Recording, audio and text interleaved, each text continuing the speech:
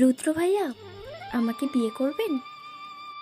রুদ্র ছাদের গার্নিশ কেচে দাঁড়িয়ে ফোনে কথা বলছিল। সুহাসিনীর এমন কথা রুদ্রর কানে পৌঁছতেই পিছন ঘুরে ভ্রু কুচকে তাকায় সুহাসিনীর দিকে। সুহাসিনীর মাথা থেকে পা পর্যন্ত ভালোভাবে দেখে বলল, বয়স কত দেখেছিস তোর? সুহাসিনী উপর নিচ মাথা চাকালো। রুদ্র দুহাত বুকের মধ্যে গুজে বলল, বল দেখি, কত বয়স তোর? 17। আমার কত বছর বয়স জানিস? জানি। বল তো কত? 26। বয়সের ডিফারেন্স তাহলে কত হলো? 9 বছরের। তাহলে আমি কেন তোর মতন পিচ্ছি মেয়েকে বিয়ে করবো? সুহাসিনী দুপা এগিয়ে গেল রুদ্রর দিকে। তারপর কোমরে দুহাত টেনে বলল, কোথায় পিচ্ছি আমি? আমি কি বিছানায় হিসু করি হিয়ার মতো, নাকি সর্দি লাগলে শিয়ামের মতো নাক দিয়ে জল পড়ে? তোর তো নাক টিপলেই দুধ বেরোয়। সুহাসিনী তার নাক এগিয়ে দিল রুদ্রর দিকে আর বলল, টিপে দিয়ে দেখুন তো নাক দিয়ে দুধ বের হয় কিনা।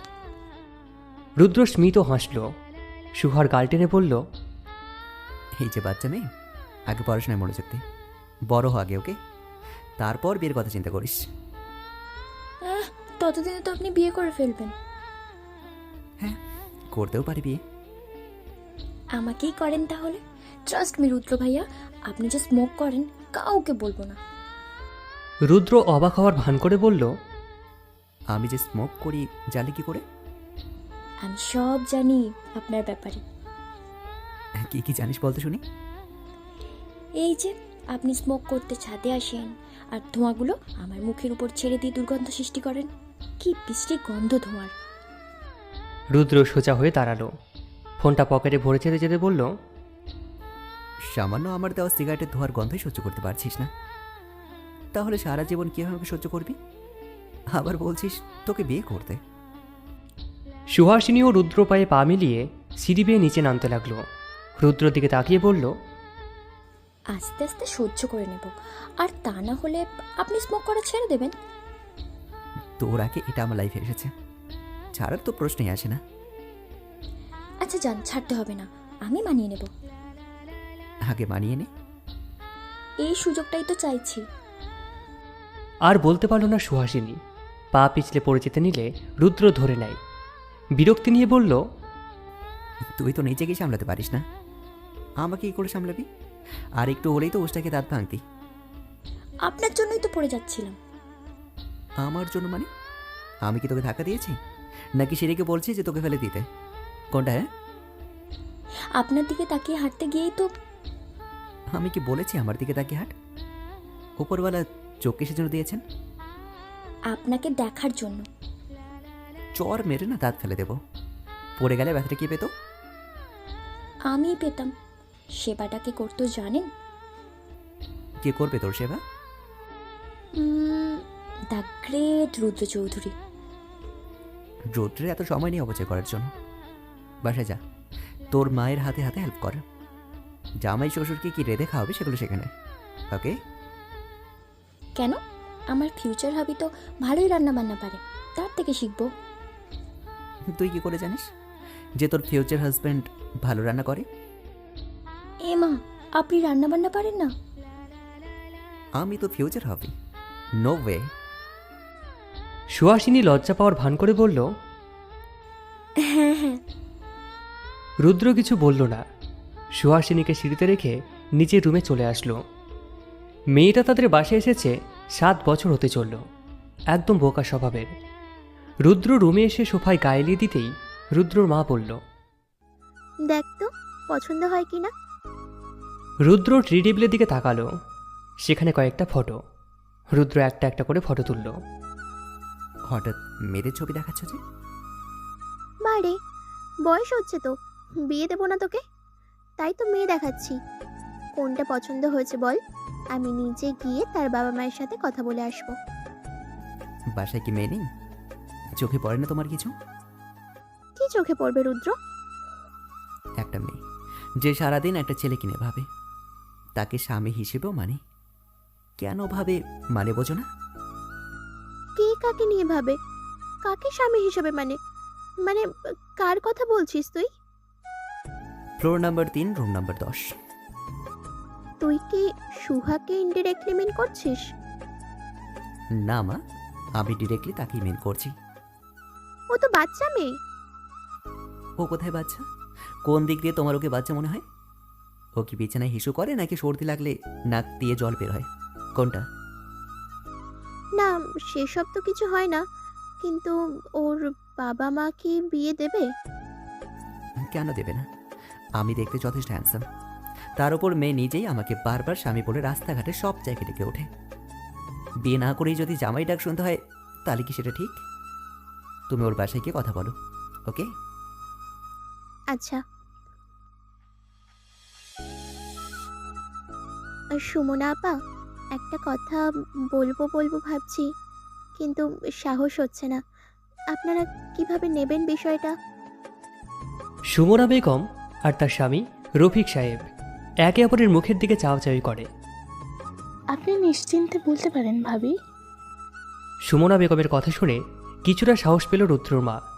গলা ছেড়ে বলল, আসলে ভাবি, আমি সুহাসিনীর জন্য বিয়ের প্রস্তাব নিয়ে এসেছি। সুমনা বেগম আর রফিক সাহেব দুজনেই অবাক হয়ে যায়। রুদ্রের মা তাদের পর্যবেক্ষণ করে ফের বলল, আমি জানি সুহাসিনী ছোট এখনো, কলেজের গণ্ডি পার হয়নি, কিন্তু তবুও একটা আর্জি নিয়ে এসেছি। আমার রুদ্রের জন্য সুহাসিনীকে নিতে চাই। রফিক সাহেব এবার কেসে উঠলেন।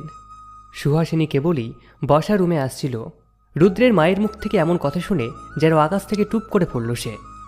ভালোভাবে সবটা শোনার জন্য পর্দার আড়ালে চলে গেল। দেখেন ভাবি, আমি এখনও সুহাসিনীর বিয়ে নিয়ে ভাবছি না। নিঃসন্দেহে রুদ্র ভালো ছেলে, কিন্তু আমি চাই না সুহাসিনীকে এখন বিয়ে দিতে। কথাটা সুহার কানে আসতেই সুহার ইচ্ছে করছে নিজের মাথা নিজেই ফাটাতে। তার বাবার কোনো অমত করতে হবে। আরে, তার মেয়েই তো আর পড়াশোনা করতে চাচ্ছে না, বিয়ে করবে বলে। আমরা না হয় কাবিন করে রাখবো, তারপর না হয় সুহাসিনীর পড়া শেষ হলে বিয়ের ব্যবস্থা করবো কোন। না ভাবি, সেটা হয় না। এখনকার ছেলে মেয়েরা, ধরুন বিয়ে ঠিক হলো, কাবিনও করিয়ে রাখলাম, মেয়ে আমার এখন উঠতি বয়স। এই বয়সে কখন মন বদলে যায় সে নিজেও বুঝবে না। যদি রুদ্রকে রেখে অন্য কাউকে পছন্দ করে বসে, তখন এর চাইতে যেমন আছে তেমনই থাকতে দিন। রুদ্রের মা আর কিছু বলার সাহস পেল না। সুমনা বেগমের দিকে তাকিয়ে চলে আসলো। রুদ্র নিজের ঘরে ল্যাপটপে বসে কাজ করছিল। তার মাকে মুখ কালো করে নিজের রুমে ঢুকতে দেখে বলল, কি ব্যাপার মা, মুখটা গম্ভীর কেন? রুদ্র, সুহাসিনীর বাবা মা সুহাসিনীকে বিয়ে দিবে না। রুদ্রের চলতি হাত থেমে গেল। দৃষ্টি ল্যাপটপে রেখেই বলল, তা কেন মেয়ের বিয়ে দেবে না? নাকি সারা জীবন শোপিস করে মেয়েকে ঘরে সাজিয়ে রাখবে? কোনটা? সুহাসিনীর বয়স কম, তাই। আচ্ছা, চলো তো গিয়ে দেখি তার মেয়ের বয়স কত। কথাটা বলে ল্যাপটপটা বিছানায় রেখে হনহন করে বেরিয়ে গেল সেখান থেকে। রুদ্রের মাও ছেলের পিছন পিছন গেল। এদিকে সুহাসিনী বারবার তার মা খেতে রাখছে, কিন্তু সুহা দরজা খুলছে না। তার হাত পা ছুঁড়ে কান্না করতে ইচ্ছে করছে। ঘরের জিনিস একটা একটা করে ভেঙে ফেলতে ইচ্ছে করছে। আন্টি, সুহাসিনী কোথায়? রুদ্রর কণ্ঠস্বর। মুহূর্তে বিস্ময় হলো সুহাসিনী। সে ঠিক শুনছে তো, এটা রুদ্রর কণ্ঠ। তাই হাঁটি হাঁটি পায়ে দরজার কাছে এনে কান পাতল। রুদ্রকে দেখে সুমনা বেগম অবাক হয়ে যায়। সুহাসিনীর ঘরের দিকে তাকিয়ে বলল, সুহাসিনী তো রুমের ভেতর, কখন থেকে খেতে ডাকছি বের হচ্ছে না। বের কি করে হবে? আপনারা কি সেই পটটা অবশিষ্ট রেখেছেন? মানে? মানে হচ্ছে আঙ্কেল কোথায়? সুমনা বেগম হাঁক ছেড়ে তার স্বামীকে ডাকলেন। স্ত্রীর ডাক শুনে তিনি রুম থেকে বেরিয়ে আসলো। সামনে রুদ্র আর তার মাকে দেখে ভ্রুকুচকে বলল, কি হয়েছে শোভনা, ডাকছো কেন? আন্টি ডাকেন আঙ্কেল, আমি ডেকেছি। তা আপনার মেয়ের বয়স কত? বিয়ের বয়স তো হয়নি, তাহলে রাস্তাঘাটে আমায় জামাই জামাই বলে চিৎকার কেন করে? কথাটা কানে আসতেই সুহাসিনী কেসে ওঠে। রুদ্র শেখাশির আওয়াজ শুনে বলল, জল খেয়ে নে, অকালে আবার মরে যাস না, তাহলে বাচ্চা কাচ্চা তার মাকে হারাবে। রফিক সাহেব গম্ভীর কণ্ঠে বললেন, কি বলছো এসব? কে তোমার স্বামী? স্বামী বলে রাস্তাঘাটে চিৎকার করে ডাকে? তা আপনার গুণাধার বাচ্চা মেয়েটাকে জিজ্ঞেস করুন না। রফিক সাহেব মেয়ের দরজায় টোকা দেয়। সুহাসিনীকে বেরিয়ে আসতে বলে। সুহাসিনীর ভয়ে হাত পা ঠান্ডা হয়ে আসছে। কয়েকবার ডাকাডাকির পর সুহাসিনী উপরওয়ালার নাম বলতে বলতে দরজাটা খুলে দেয়। সাথে সাথে 4টা মুখ তার দিকে তাকিয়ে আছে।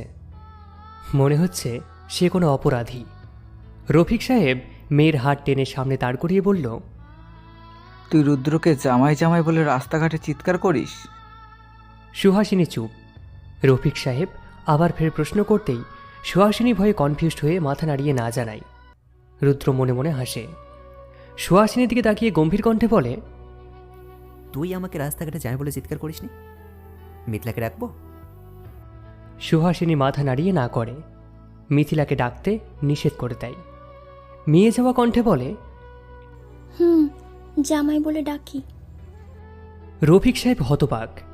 মেয়ে তার এত অধঃপতনে চলে গেছে, ভাবতেই রাগ লাগছে। মেয়ের দিকে কড়া চোখে তাকিয়ে রুদ্রপানে চেয়ে বলল, বাবা রুদ্র, তোমায় কথা দিচ্ছি, আমার মেয়ে আর রাস্তাঘাটে তোমায় জামাই বলে ডাকবে না। আঙ্কেল, এটা বলে তো আমি শুনবো না। আপনার মেয়ের এই ডাকের জন্যই সবাই ভাবে আমি বিবাহিত। কোনো মেয়ে বাকি নেই যে সেটা জানে না। সিঙ্গেল মেয়ে একটাও নেই যে আমাকে বিয়ে করবে। রুদ্রের মা হতবিহ্বল ছেলের কথা শুনে রফিক সাহেব বললেন, এখন করণীয় কি? কি আবার, আপনার মেয়ের সাথে আমার বিয়ে দেবেন? লোকের সামনে যেভাবে বলছে আমি তার স্বামী, মনে হয় না আর কেউ আপনার মেয়েকে বিয়ে করবে, রুদ্র চৌধুরী বাদে। বুঝেছেন? কিন্তু ওর তো বিয়ের বয়স হয়নি। রুদ্র কড়া চোখে সুহাসিনীর দিকে তাকিয়ে বলল, এই, তোর বিয়ের বয়স হয়নি? হ্যাঁ, হয়েছে হয়েছে। শুনলেন তো মেয়ের কথা। এই সোহা, আমাকে বিয়ে করতে তোর কোনো আপত্তি আছে? সুহাসিনী এবার রুদ্রের মুখের দিকে তাকালো। কিছুক্ষণ চুপ থেকে রুদ্রের চোখে চোখ রেখে বলল, নেই। দেখুন, আপনার মেয়েও রাজি, তাহলে আপনার কোথায় সমস্যা হচ্ছে? তুমি তো জব করো না, খাওয়াবে কি? এটা বলো না যে বাসা ভাড়া পাও সেটা দিয়ে চালাবে।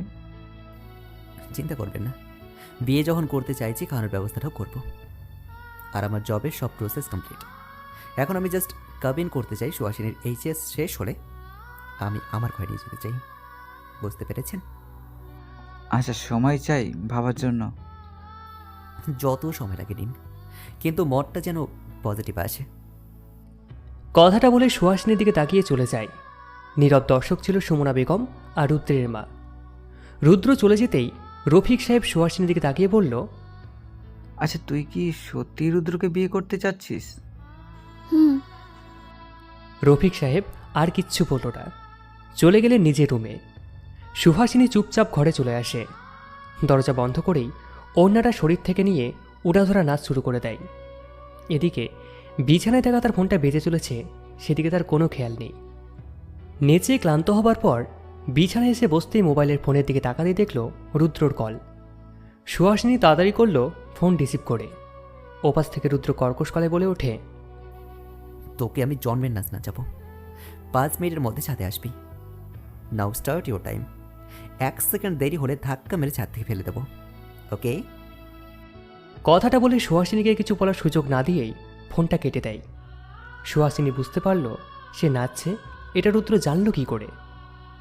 পরক্ষণে সময়ের কথা মনে আসতেই ওড়না গলায় পেঁচিয়ে ছাদে যাবার জন্য দৌড় দেয়। ছাদে আসতেই দেখে রুদ্র ক্যানিং ঘেঁষে দাঁড়িয়ে আছে। সুহাসিনী মাথায় ওড়না নেয়, একদম ভদ্র সেজে ওঠে। রুদ্রর কাছে গিয়ে দাঁড়িয়ে বলল, আমাকে ডাকলেন কেন? চুমু খাবো তাই। সুহাসিনীর চোখ কঠোরতর থেকে কঠোরতর হয়। কি? কানে কম শুনিস নাকি? যদি শুনে থাকিস তাহলে তাড়াতাড়ি ডক্টর দেখা। আমার কান যথেষ্ট পরিষ্কার, আর আপনার কথাও আমার কানে এসেছে। তাহলে আর কি, আয় চুমু খাই তোর ওই টসটসে গালটাতে। কথাটা বলে সুহাসিনীকে ছাদে রেলিংয়ের সাথে দাঁড় করিয়ে 2 হাত সুহার 2 পাশে ধরে রেলিংয়ে ভর দেয় রুদ্র। সুহাসিনী এক ঢোক গেলে। রুদ্র সুহাসিনীর চুলগুলো কানের মধ্যে গুজে দিয়ে নেশালো কণ্ঠে বলে, তুই এত গোলুমুলু কেন রে? মনে চায় টুক করে খেয়ে ফেলি। আপনি না বললেন চুমু খাবেন গালে? কই খেলেন না তো? রুদ্র শেখ অন্যায়ভাবে স্পর্শ করে না, তাই চুমুটা তোলা থাকলো বাসর করার জন্য। তাহলে শুনুন, আমি বাসায় যাব। যাবি? আচ্ছা যা তাহলে। আর হ্যাঁ শোন, আমার সুহাসিনীর যত্ন নিবি, সে যেন অন্য পুরুষের দিকে নজর না দেয়। চোখকে হেফাজতে রাখতে পারিস, সে কিন্তু রুদ্রের সুহাসিনী। আমি পারবো না সুহাসিনীর যত্ন নিতে। রুদ্র চৌধুরীকে বলে দিন, তার বউয়ের কামলা না আমি, তার সুহাসিনীর যত্ন যেন সে নেয়। সেটা না হয় রুদ্র সারা জীবন রাখবে, কিন্তু একটা কথা যেন মাথায় থাকে, রুদ্র ছাড়া তার মস্তিষ্কে অন্য কারো প্রবেশ যেন না ঘটে। সুহাসিনী এবার পিছন ঘুরে স্মিত হেসে বলল, চিন্তা করবেন না, যার মস্তিষ্কে 7 বছরেও কেউ আসতে পারেনি, ভবিষ্যতেও সে ব্যতীত আর কেউ আসতে পারবে না। কথাটা বলে আর একটা মুহূর্ত ব্যয় না করে সিঁড়ি বেয়ে নিচে নেমে যায় সুহাসিনী। রুদ্র লম্বা একটা শ্বাস নেয়, চোখ বন্ধ করে বলল, সে আমার সুহাসিনী, আমার প্রতি তার যা মুগ্ধতা ভালোবাসা সেটা যেন সবার সাথে কখনো না বদলায়। তার এই ছোট্ট মনে অন্য কারো প্রবেশ যেন না ঘটে। বারন্ত বয়সটাই যেমন ভালোবাসে, যতটা আমায় চায়, প্রাপ্ত বয়সেও যেন তেমনটা থাকে। ভালোবাসি তোকে সুহাসিনী, ভালোবাসি শুধুই তোকে।